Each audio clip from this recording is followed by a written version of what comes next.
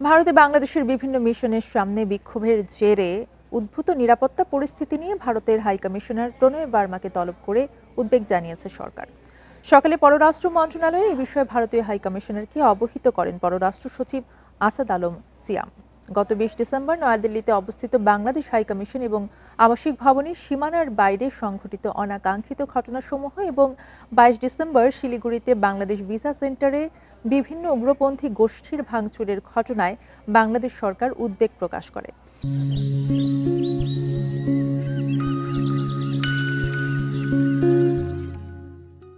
এক বিজ্ঞপ্তিতে পররাষ্ট্র মন্ত্রণালয় এসব তথ্য জানায়। এর আগে নিরাপত্তার শঙ্কায় সোমবার দিল্লি, আগরতলা এবং শিলিগুড়ির বাংলাদেশ হাই কমিশনের ভিসা কার্যক্রম সাময়িক বন্ধ রাখা হয়।